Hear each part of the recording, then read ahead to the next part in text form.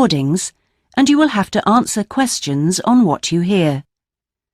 There will be time for you to read the instructions and questions, and you will have a chance to check your work. All the recordings will be played once only. The test is in 4 sections. At the end of the test, you will be given 10 minutes to transfer your answers to an answer sheet. Now turn to Section 1. Section 1. You will hear a telephone conversation between a passenger and an official at the Land Transport Information Service at Toronto Airport. First, you have some time to look at questions 1 to 5.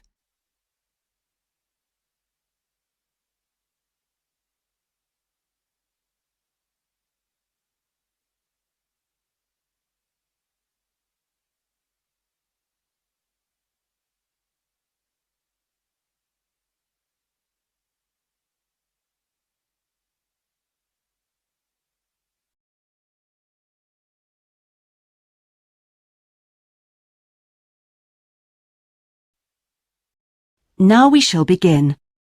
You should answer the questions as you listen, because you will not hear the recording a second time. Listen carefully and answer questions 1 to 5. Hello, this is Land Transport Information at Toronto Airport. How may I help you? Oh, good morning. I'm flying to Toronto Airport next week and I need to get to a town called, Milton. Could you tell me how I can get there? Milton, did you say? Let me see. I think that's about 150 miles southwest of here. In fact, it's 147 miles to be exact. So it'll take you at least, say, 3 to 4 hours by road. Wow, is it as far as that? Yes, I'm afraid so. But you have a number of options to get you there, and you can always rent a car right here at the airport, of course. Right. Well, I don't really want to drive myself, so I'd like more information about public transport. Okay. In that case, the quickest and most comfortable is a cab, and of course there are always plenty available, but it'll cost you. You can also take a Greyhound bus, or there's an airport shuttle service to Milton. I think for that kind of distance a cab would be way beyond my budget. But the bus sounds okay. Can you tell me how much that would cost? Sure. Let's see, that would be $15 one way, or $27.50 return. That's on the Greyhound. Ah, that's quite cheap. Great. Whereabouts does it stop in Milton? It goes directly from the airport here to the city center, and it's pretty fast. But you have to bear in mind that there is only one departure a day, so it depends what time your flight gets in. Ah, of course. Hang on. Oh, we're due to get there at 11:30 a.m. Too bad. The bus leaves at 3:45, so you would have quite a wait, more than 4 hours. Oh, I see. Well, what about the shuttle you mentioned? Okay, that's the airport shuttle that will take you from the airport right to your hotel or private address. It's a door-to-door service, and it would suit you much better because there's one every 2 hours. So how much does that cost? Let's see. Yeah, that's $35 one way, $65 return. So I guess it's a bit more expensive than the Greyhound. Oh, that doesn't sound too bad, especially if it'll take me straight to the hotel. But you do need to reserve a seat. Okay. Is it possible to make a booking right now, through you? Sure. Before you hear the rest of the conversation, you have some time to look at questions 6 to 10.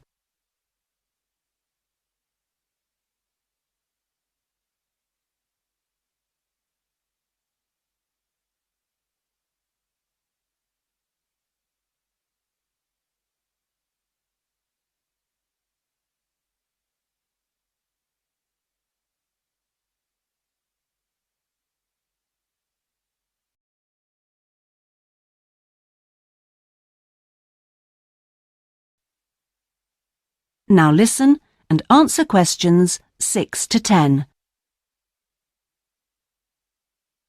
Okay, I just have to fill this form out for you. So, what date do you want to book this for? The 16th of October. Oh, no. Sorry, that's my departure date. I arrive on the 17th, so book it for them, please. So that's the Toronto Airport shuttle to Milton. And this is for just one person, or? Yeah, just me, please. Right. And you said your expected time of arrival was 11:30? So if I book your shuttle for after 12, let's say 12:30, that should give you plenty of time to, collect your baggage, maybe grab a coffee. Yeah, that sounds fine. As long as we land on time. Well, we'll take your flight details, so you don't need to worry too much about that. Now, what about the fare? What sort of ticket do you want? One way or... Yeah, that'll be fine, provided I can book the return trip once I'm there. No problem. Just allow a couple of days in advance to make sure you get a seat. And what is your name, please? Janet Thompson. Is that Thompson spelled with a P? No, it's Thomson. Okay. And you'll be coming from the UK? What flight will you be traveling on? It's Air Canada flight number AC936 from London Heathrow. Right. Now, do you know where you'll be staying? We need to give the driver an address. Yes, it's called the Vacation Motel, and I think it's near the town centre. Anyway, the address is 24 Kitchener Street. That's Kitchener Street. That's fine. Right, so that's $35 to pay, please. Have you got your credit card number there? Yes, it's a Visa card, and the number is 3303-8450-2045-6837. Okay. Well, that seems to be everything. Have a good trip, and we'll see you in Toronto next week. Yes, bye. Oh, thanks for your help. That is the end of section 1. You now have half a minute to check your answers.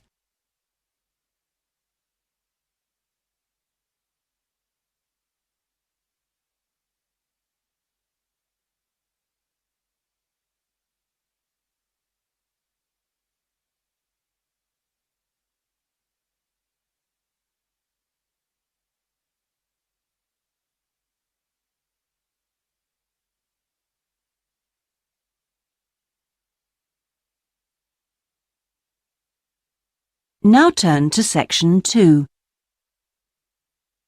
Section 2. You will hear a representative from a holiday company called PS Camping giving a talk about the holidays the company organises. First, you have some time to look at questions 11 to 16.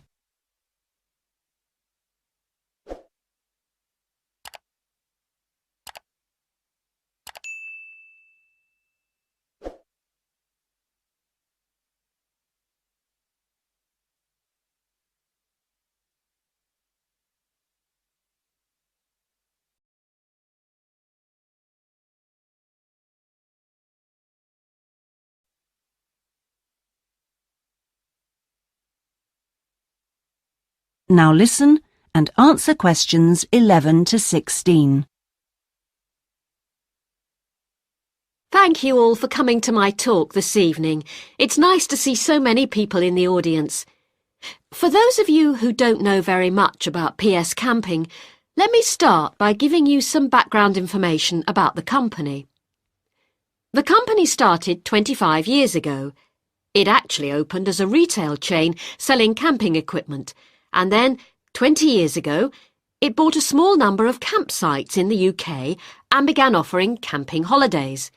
The company grew rapidly and has been providing holidays in continental Europe for the last 15 years. If you book a camping holiday with us, you'll have a choice of over 300 sites. In Italy, we now have some 64 sites that we either own or have exclusive use of. France is where we have the majority of sites, and we currently have a project to expand into Switzerland. We also have a number of sites in northern Spain, particularly in the mountainous region of Picos de Europa. We've upgraded all these Spanish sites and improved them considerably from their original 3-star rating. We believe our holidays offer superb facilities for the whole family. Parents who want their children to be fully occupied for all or part of the day can take advantage of our children's activities. These are organised by our well-qualified and enthusiastic staff. Each day kicks off with a sports match, perhaps football or volleyball, followed by an hour of drama for everyone. This may include singing or dancing, mime or other activities. In the afternoon, there's a different art activity for each day of the week, including a poster competition or model making. What's more, our sites are truly child-friendly, and with this in mind, we operate a no-noise rule in the evenings. Children's evening activities usually finish at 9:30 or occasionally 10, and from 10:30 holidaymakers are expected to be quiet in the areas where there are tents. We want nothing to go wrong on a PS camping holiday, but if it does, we also want all our customers to be insured. If you haven't organised an annual insurance policy of your own, you'll need to take out the low-cost cover we offer, and we require that you arrange this when you make your holiday reservation. There are many advantages to choosing PS Camping and to recommending it to others. As a regular customer, you'll be kept informed of special offers, and your friends can benefit from 10% off their holiday, or book a luxury tent for the price of a standard one. In return, we'll send you a thank you present, which you can choose from a list of high-quality items. Before you hear the rest of the talk, you have some time to look at questions 17 to 20.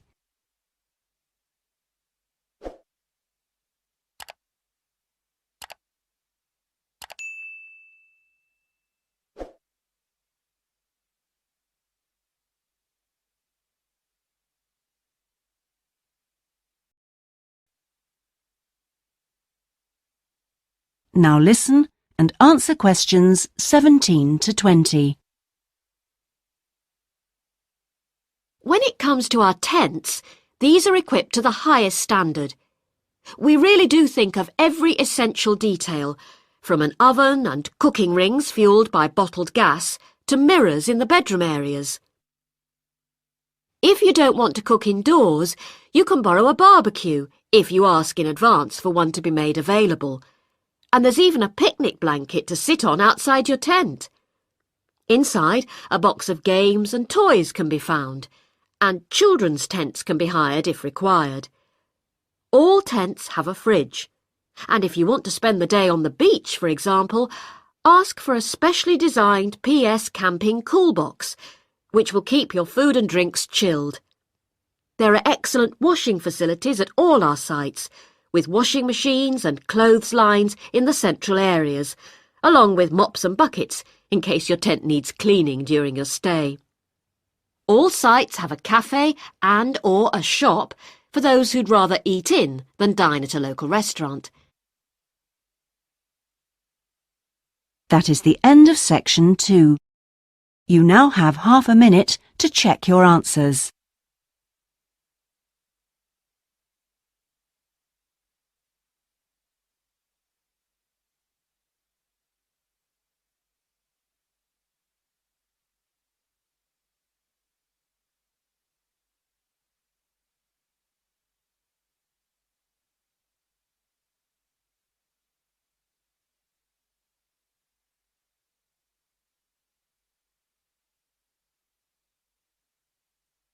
Now turn to section 3. Section 3. You will hear a tutor talking to 2 business students called Philip and Janice about their research on managing individuals. First, you have some time to look at questions 21 to 23.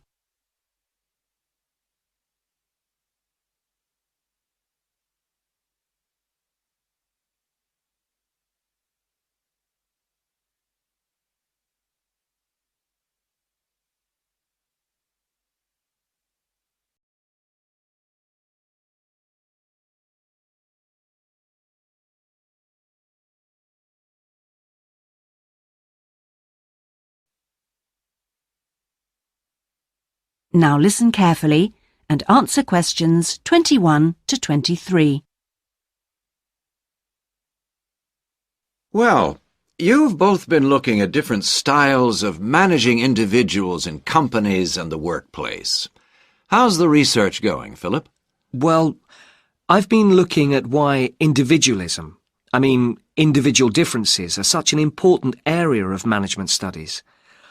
When you think about any organisation, be it a family business or a multinational company, they're all fundamentally a group of people working together. But it's what these individuals contribute to their places of work that makes you realise how important they are. Of course, they bring different ideas, but it's also their attitudes and their experiences of learning. Diversity is important in these areas too. So why do people behave so differently from one another at work? There are lots of reasons, but research has shown that a lot of it comes down to personality. And the other factor is gender. It's a well-known fact that men and women do lots of things in different ways, and the workplace is no different. Did you look at the effects of this variation on companies? Yes, I did. On the positive side, exposure to such diversity helps encourage creativity, which is generally an asset to a company. But unfortunately, individual differences are also the root of conflict between staff, and they can lead to difficulties for management, which can sometimes be serious. Before you hear the rest of the conversation, you have some time to look at questions 24 to 30.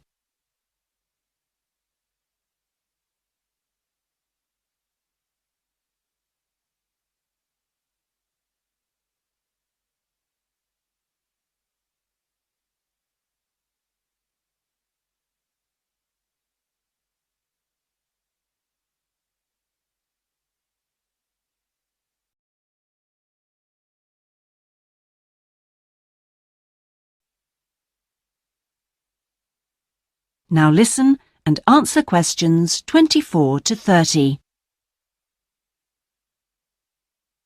Thanks, Philip. So now I guess the two main things to remember here are to identify individual talent and then to utilize it. So, Janice, you were looking at identifying different talents in workers. Do you think this is easy for managers to do?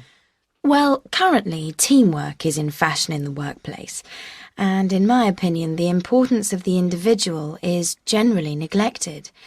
What managers should be targeting is those employees who can take the lead in a situation and are not afraid to accept the idea of responsibility. That's true, Janice, but unfortunately many managers think the entire notion of encouraging individuality amongst their staff is far too hard. Yes, that may be true, but I think one of the most important tasks of managers is to consider the needs of the individual on one hand, and group cooperation and conformity on the other. It requires creative thinking on the part of management to avoid tension. So, Janice, what kind of people do you think companies should be looking for? Well, it has to start from the very beginning, when companies are looking for new employees. When the personnel department is choosing between applicants, they need to look for someone who's broken the mould and can think for themselves.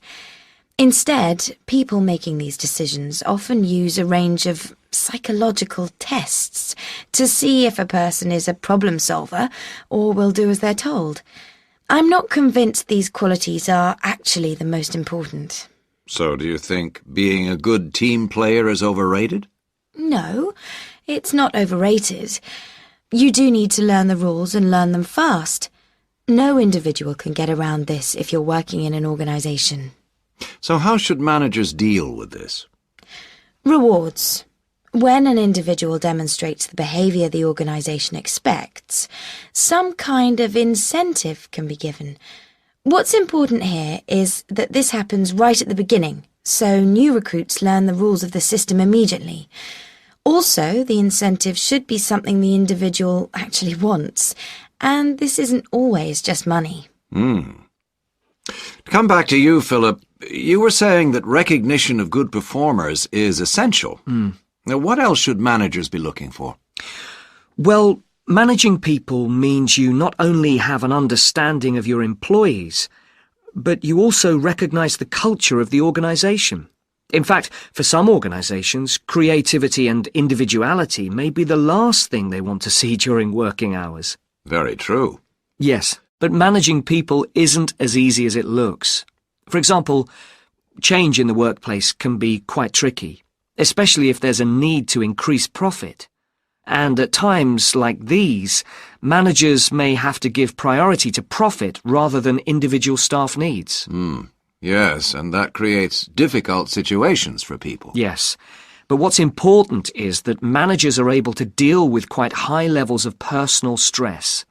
During times of change, they should be thinking not only about the strain on their staff, but take time out to think of themselves. Absolutely. So, what are the implications of that? That is the end of section 3. You now have half a minute to check your answers.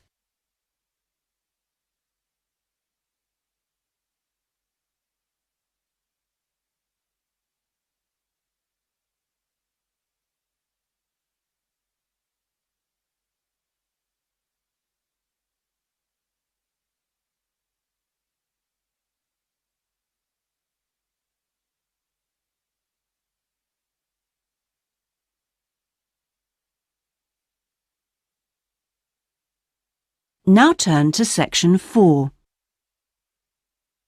Section 4.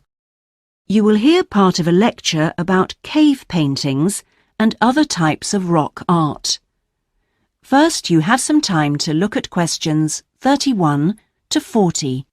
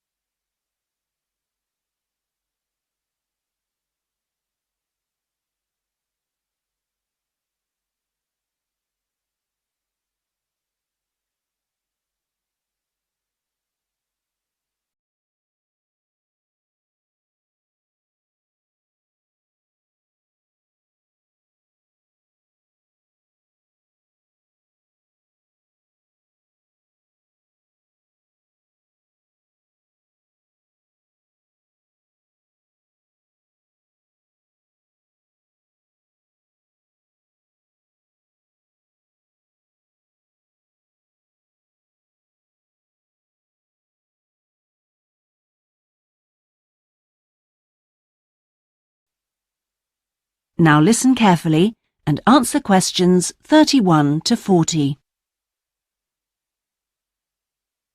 Good afternoon, everyone. This is the first seminar in preparation for our archaeological fieldwork in Namibia. We are fantastically lucky to have received partial research funding for this trip from our institute, so I shall expect 200% attention and participation from you all. First in this seminar, I'm going to give a brief introduction to contemporary research on rock art, and in the second part, I'm going to give you some do's and don'ts for our fieldwork trip in April, so please listen very carefully. I'm first going to focus on the interpretation of rock art in Namibia. We are very fortunate to be going to an area where you can find some of the most important sites in the entire world, and I hope to show you how easy it is for everyone to make mistakes in looking at cultures which are different from our own, the first and most important lesson we have to learn. In Namibia, there are both paintings and engravings. That's where the surface of the rock is cut out. Many of the engravings show footprints of animals, and most scholars used to think that the purpose of these was simple and obvious. This rock art was like a school book with pictures to teach children about tracks, which track belonged to which animal, giraffe, lion, and so on. But there were some mysteries. First, when you look at a typical Namibian painting or engraving, you see the tracks are repeated. There are dozens of tracks for the same animal. Well, you'd expect just one clear illustration if the reason, the aim, was to teach tracking. Now, there were two more problems. Why are some of the engravings of animals very accurate, as you'd expect, all clearly identifiable, and others quite unrealistic?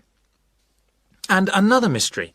Some of these unrealistic animals, that's in the engravings, seem to be half human. Some, for example, have got human faces. Many researchers now think that these were pictures the wise men engraved of themselves. They believed they could use magic to control the animals they had drawn, so the hunters could then catch them for food. This shows you some of the dangers of coming from one culture to another, as we'll be doing, without understanding it fully. Scholars imagined that children looked at rock art pictures to learn to track, just because they themselves had learnt skills from pictures. Many researchers now believe that rock art had a much more complex purpose, and we'll talk more about it next week.